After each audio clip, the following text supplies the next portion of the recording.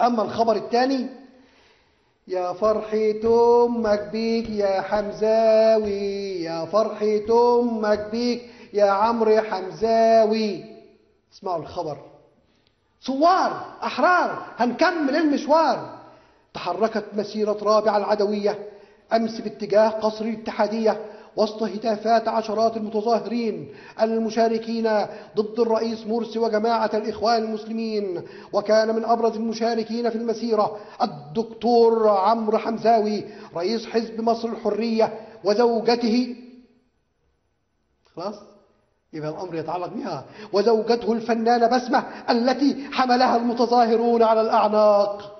الله أكبر. فتحت رجليها وحطت رجليها على قفا وماشي جنبها عمرو حمزاوي، هي تقول الإخوان مش عارف إيه وهو يقول وراها والناس حملاها. أما وكانت معهم المجاهدة المناضلة اللي هي بتاعت حليم قنديل اللي كانوا بيعملوا ثورة مع بعض، كان بيعملها ثورة في ظهرها، دي اسمها ايه؟ كريمة الحفناوي. كريمة الحفناوي كانت برضو موجودة وأصدرت بيان، والمنتج محمد العدل والمؤلف مدحت العدل وعائلة العدل والفنان هاني سلامة. خلاص ايه رأيكم؟ ايه كان خبر مهم؟ كان خبر مهم والله.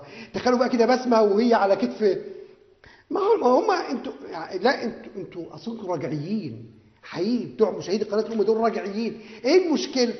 يعني بدل ما عمرو يشيلها في البيت وواحد تاني يشيلها في الميدان، يعني هي عايزه تشال على طول. ايه المشكله؟ دي اعراض ناس؟ لا مش اعراض، لا دي بتهتف.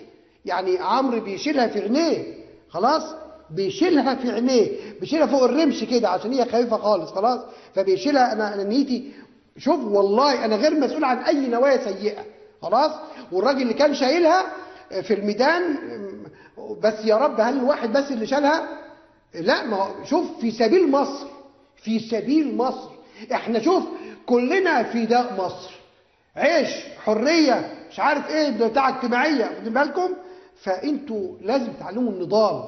اما كريمه فحقيقه انا قعدت ابص في الصور فلقيت عبد الحليم قنديل مش معاها، فقلت طب عشان كده ما القتش البيان بتاعها العادي. يعني دي مش اعراض، ده اخبار. انا بقول اخبار، انا دي اخبار ببلغها، اقسم بالله ما فيش مسؤوليه قانونيه عليا، ده بقول اخبار.